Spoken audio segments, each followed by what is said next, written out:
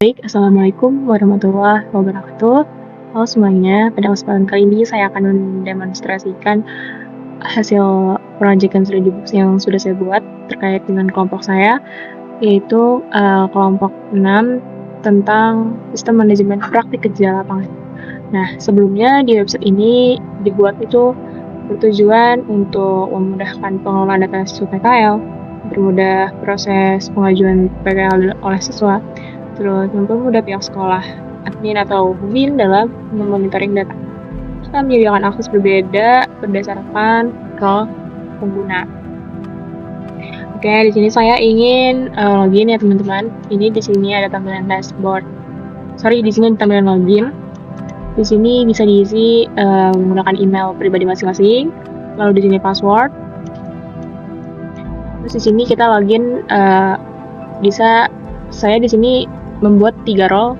Saya di sini baru membuat 3 role, yaitu admin, super admin, dan siswa. Untuk siswa itu nanti dapat melihat dashboard mereka, lalu mereka bisa mengisi form pengajuan PKL, terus mengirim data perusahaan yang dituju, dan mengakses fitur seperti absensi, jurnal, dan laporan. Kalau super admin ini nanti memiliki akses untuk mengelola data siswa,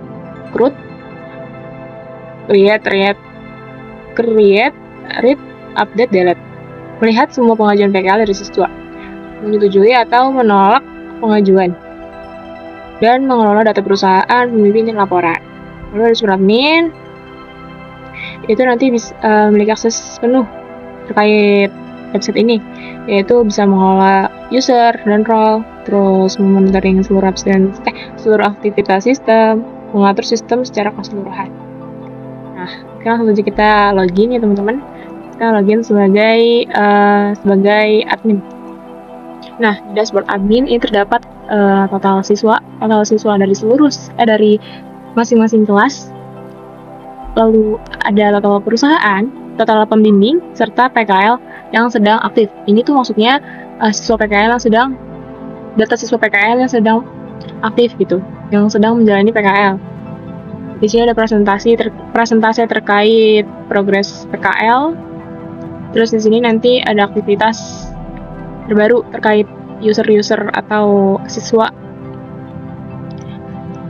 yang sedang menjalani proses PKL, baik itu pengajuan, penerimaan, mengisi jurnal, atau maupun absensi. Nah, di sini ada pengajuan PKL terbaru yang diupdate oleh siswa. Oke. Di sini ada data siswa. Nah, di sini saya sudah menampilkan CRUD ya, teman-teman.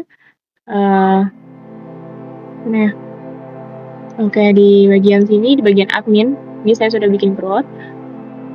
Di create, edit, show, terus bisa dihapus juga di bagian index. Sini teman-teman. Lihat edit, di sini ada delete juga. Yang berarti nanti bisa dihapus. Oke, langsung aja kita coba ya teman-teman. Di sini itu menampilkan kelola seluruh data siswa peserta PKL. Nah, di sini jika kita ingin menambah data siswa, kita bisa masukin nama, misalkan Rizka. Lalu kelas, terus ada di jurusan. Ini baru beberapa ya yang saya masukin dari PL. Sama ini email yang tadi kalian pakai untuk login. Kemudian nomor telepon. Masalah aja. Oke, lalu kita simpan. Nah, di sini otomatis nanti database-nya akan menambahkan data yang sudah tadi kita buat, yaitu tentang Rizka.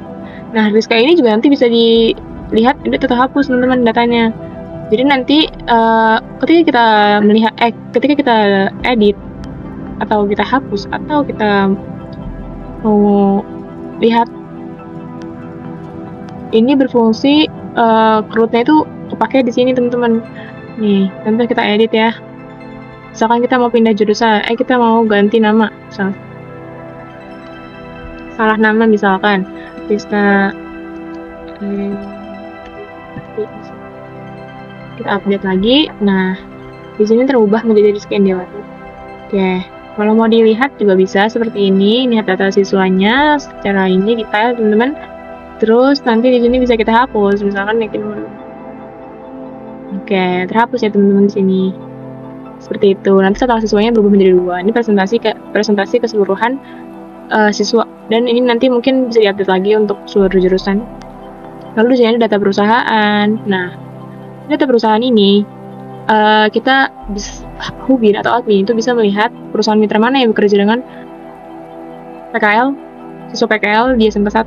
Misalkan ada data perusahaan, terus ada perusahaan yang aktif, siswa PKL, terus ada menunggu kerjasama. Contohnya di sini ada PT Teknologi Indonesia, CV Digital Kreatif, dan Nusantara Digital. Lalu di sini ada daftar perusahaan. Di sini bisa dilihat terkait perusahaan-perusahaan mana yang terkait info detail terkait perusahaan-perusahaan yang tergabung dengan mitra yang bekerja dengan siswa selama kegiatan PKL. Seperti itu. Terus lalu di sini ada data pembimbing.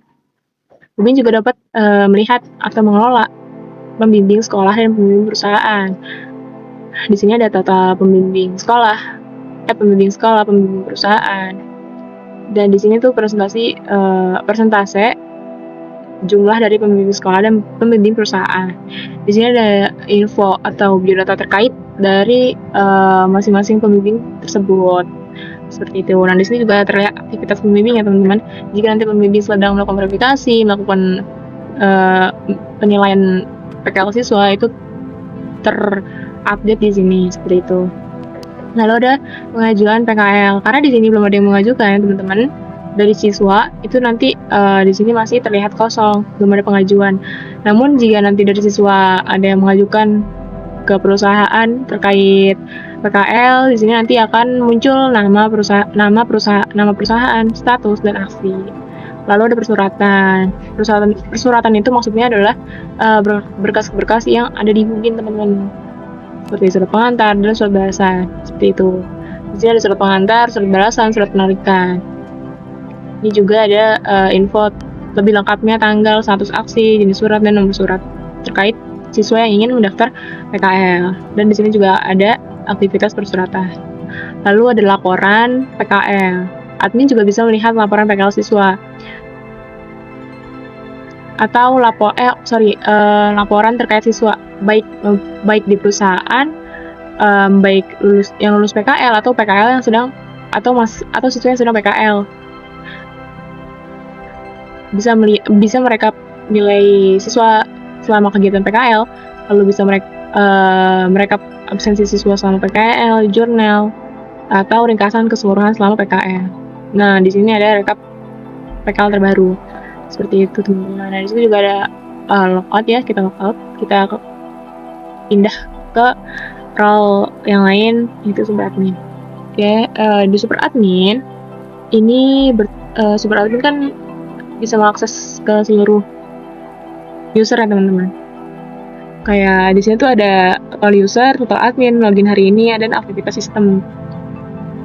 Ini keseluruhan dari masing-masing judul ya teman-teman. Terus di sini juga ada aktivitas sistem terbaru.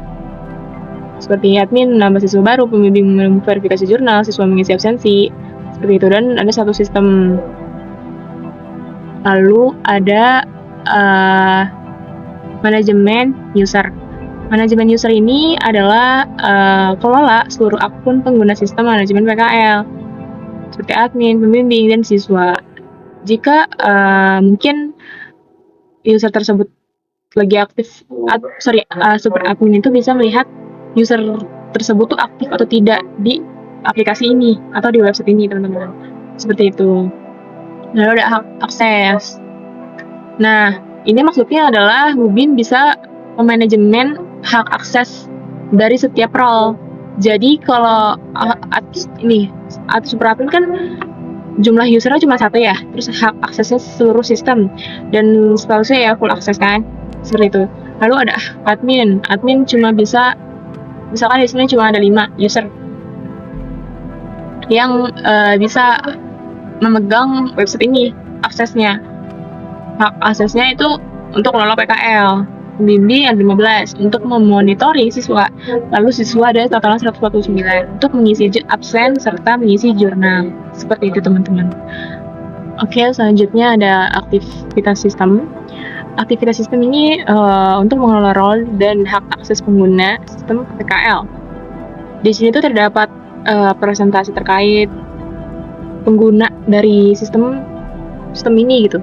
Ada 5 role, terus ada 170 user, ada 4 hak akses yang aktif, dan ada 100% sinkronisasi. Lalu di sini juga ada super admin. Super admin ada pembimbing dari siswa.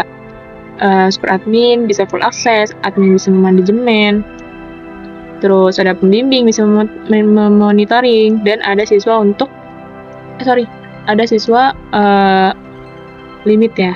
Maksudnya limit itu adalah siswa hanya bisa untuk mengisi jurnal, terus mengisi absensi, dan melakukan pengajuan PKL, seperti itu. Lalu ada pengaturan sistem. Nah, di pengaturan sistem ini, itu adalah konfigurasi utama aplikasi dalam sistem ini, sistem manajemen PKL, yang berisi tentang informasi sekolah. Ini bisa diisi seperti nama sekolah, SMK Negeri Kabupaten Bekasi, terus alamat sekolahnya, terus ada tahun ajaran, semester ganjil atau genap. Lalu ada pengaturan tambahan terkait aktifkan notifikasi email atau backup otomatis data atau mode maintenance. Lalu ada status sistem, database, server, dan backup. Ada statistik sistem tentang total user, total role, dan aktivitas hari ini. Dan bisa memonitoring status server dan database. Seperti itu terkait dashboard support admin. Lalu kita masuk ke siswa. Nah, di sini di siswa terdapat perusahaan yang sedang kita ajukan, lalu ada progres PKL, persentase progresnya sudah sampai mana, terus ada status PKL. Lalu di sini ada quick action, kita bisa pencet. Nah, di pengajuan ini kita bisa mengisi nama perusahaan, alamat perusahaan, terus alasan pengajuan, dan bidang pekerjaan. Lalu ada status pengajuan juga. Status pengajuan misalnya kita mengajukan di beberapa perusahaan. Nah, nanti ada statusnya di sini. Sudah menunggukah atau sudah diterima atau ditolak. Lalu ada absensi. Absensi juga ketika kita sudah diterima dari salah satu perusahaan, kita bisa mengisi absensi harian. Absensi harian ini misalnya tanggal 19 Juni 2006. Sebesar ini berabsen dimaksud, dan total kehadiran kita nanti selama kita PKL. Nah, di sini bisa dilihat pilih status absensi, hadir, tidak hadir, izin atau sakit. Itu. Dan di sini juga ada remit absensi. Lalu ada jurnal harian. Jurnal harian itu untuk mencatat aktivitas harian selama PKL dengan jelas dan singkat. Ada tanggal, kegiatan, kendala kira-kira yang dialami pada saat PKL. Lalu ada riwayat juga. Terus ada penilaian dari si siswa yang dinilai oleh pembimbing perusahaan atau pembimbing sekolah. Pembimbing perusahaan tentang kedisiplinan, kinerja, kerjasama, dan tanggung jawab. Terus ada kategorinya juga, sangat baik. Terus ada status lulus, ada rekomendasi tentang siswa ini gitu, bahwa dia kan sangat baik, berarti dia sangat direkomendasikan. Terus ada laporan terakhir. Laporan ini untuk mengisi kegiatan laporan akhir kegiatan praktik kerja lapangan. Isi laporan, terus ada revisi kira-kira nanti setelah dicek oleh pembimbing sekolah apakah ada revisi atau tidak. Di sini terdapat ya teman-teman, bisa dilihat oleh pembimbing sekolah nantinya, sudah di-line sama status laporan seperti itu. Terus ini ada file, kita bisa pilih file, ada tanggal juga, dan catatan. Pastikan laporan sudah sesuai format, pendahuluan, kegiatan harian, hasil, dan kesimpulan. Jika ada revisi, maka akan ditampilkan di bagian status seperti ini. Oke, seperti itu teman-teman. Kita log out lagi. Oke, itu saja penjelasan tentang website yang sudah saya buat dan kelompok saya buat, yang sudah kami buat terkait sistem manajemen praktik kerja lapangan. Mungkin masih banyak hal-hal yang perlu diperbaiki, maka nanti kedepannya insya Allah kami akan perbaikinya. Kurang lebih seperti itu teman-teman. Terima kasih yang sudah menonton. Jangan lupa subscribe, like, comment, and share. Sorry kalau misalkan ada perkataan yang mungkin kurang berkenan diucapkan atau ada salah dari saya menjelaskan, mungkin tolong dimaafkan atau direvisi kembali teman-teman. Terima kasih semuanya. Assalamualaikum warahmatullahi wabarakatuh. Baik, di sini saya ingin menjelaskan kembali ya terkait hubungan relasi antara sistem yang sudah kami buat dalam perancangan. Mungkin kurang lebih semuanya sesuai dengan rancangan yang sudah kami buat ya. Baik dari planning, dari latar belakang, dari permasalahan yang sudah kami jelaskan di bab 1, bab 2. Mungkin di sini saya ingin menjelaskan dari salah satu perancangan, yaitu di bagian CDM dengan front end atau back end yang sudah dibuat di bagian halaman siswa. Oke, CDM ini kan konseptual data model ya teman-teman.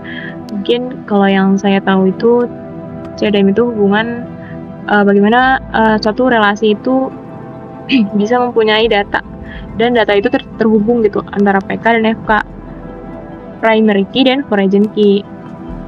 Nah, di bagian data akun pastinya di sini juga nanti ada ID akun beserta username dan password. Lalu di sini ada di bagian pengajuan ya teman-teman. Di pengajuan itu ada ID pengajuan, tanggal pengajuan, NIS, dan ID perusahaan. Jadi maksudnya di perusahaan itu ID pengajuan PK itu membutuhkan data dari perusahaan. Seperti ini tuh, karena di sini kan ada nama perusahaan, alamat perusahaan, alasan pengajuan, bidang pekerjaan. Jadi pengajuan itu tuh masih harus nyambung dengan data yang ada di perusahaan, data perusahaan, kurang lebih seperti itu. Lalu ada absensi. Nah, bagian absensinya ya, absensi itu kan ada ID absensi, tanggal, jam masuk, dan jam pulang, serta ada FK-nya itu ID penerimaan. Jadi siswa ini kan mengajukan PKL, lalu ada yang diterima, ada yang tidak. Nah, di bagian penerimaan ini cuma aja nih yang kira-kira diterima. Mungkin kalau misalkan siswa yang diterima nanti bisa mengakses laporan PKL. Nah, ada absensi, bisa mengakses absensi selama PKL, yaitu ada tanggal, di sini tanggal, terus ada jam masuk, dan jam pulang, dan di satu absensi. Seperti itu. Lalu ada jurnal harian. Nah, di jurnal harian ini juga sama ya teman-teman, dia punya relasi dengan ID absen. Karena setiap siswa yang absen pasti dia diminta untuk mengisi jurnal. Nah, di jurnal itu ada kegiatan, tanggal, dan ID jurnal. Ada tanggal, kegiatan, terus di sini ada kendala opsional. Seperti itu. Lalu ada penilaian. Nah, di penilaian itu terdapat FK dari ID laporan. Karena mungkin dari laporan ini tuh agar bisa menilai, dia tuh membutuhkan data dari laporan PKL ini. Nah, di nilai ini membutuhkan data apa aja sih? Kayak ada nilai sikap, nilai keterampilan, nilai akhir. Sama aja seperti di sini teman-teman, ada detail terkait nilai lah istilahnya. Ada kedisiplinan, kinerja, kerjasama, serta tanggung jawab. Lalu ada laporan juga. Laporan itu juga membutuhkan FK penerimaan juga, sama seperti absensi. Nah, di laporan PK ini terdapat isi laporan serta dokumentasi. Itu nih ada dokumentasi buat laporan. Lalu di sini ada laporan juga, isi laporannya serta ID laporannya. Seperti itu. Kurang lebih semuanya juga sama ya teman-teman. Bagian perencanaan juga dari mulai IRD, CDM, PDM pun sama use case. Di sini ada role untuk menjelaskan role sama fitur.